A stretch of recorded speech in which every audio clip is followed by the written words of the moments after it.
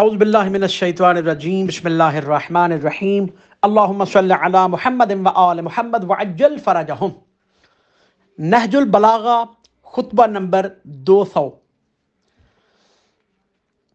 سیدۃ النساء العالمین حضرت فاطمہ سلام اللہ علیہا کے دفن کے موقع پر امام علی نے فرمایا، امام علی علیہ السلام نے فرمایا، یا رسول اللہ، آپ کو میری جانب سے اور آپ کے پڑوس میں اترنے والی اور آپ سے جلد ملحق ہونے والی آپ کی بیٹی کی طرف سے سلام ہو۔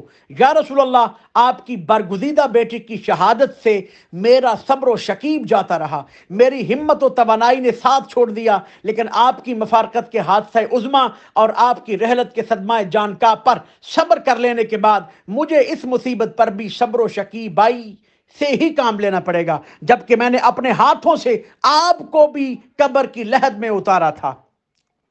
اب یہ امانت بھی پلٹا لی گئی، گروی رکھی ہوئی چیز چھڑا لی گئی، لیکن میرا غم بے پایاں اور میری راتیں بے خواب رہیں گی، یہاں تک کہ خداوند عالم میرے لیے بھی اس گھر کو منتخب کرے جس میں آپ رونق افروز ہیں۔ اور وہ وقت آ گیا کہ آپ کی بیٹی آپ کو بتائیں کہ کس طرح آپ کی امت نے ان پر ظلم ڈھانے کے لیے ایکا کر لیا تھا۔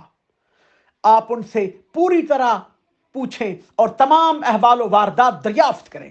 یہ ساری مصیبتیں ان پر بیت گئیں، حالانکہ آپ کو گزرے ہوئے کچھ زیادہ عرصہ نہیں ہوا تھا، اور نہ آپ کے تذکروں سے کوئی زبانیں بند ہوئی تھیں۔ آپ دونوں پر میرا سلام میں رخصتی ہو، نہ ایسا سلام جو کسی ملول اور دل تنگ کی طرف سے ہوتا ہے۔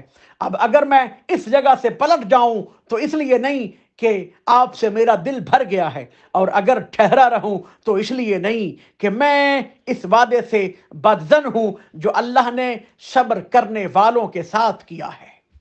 یہ کلام امام الکلام ہے، اور امام الکلام علی ابن ابی طالب علیہ الصلوۃ والسلام ہی فرما سکتے ہیں۔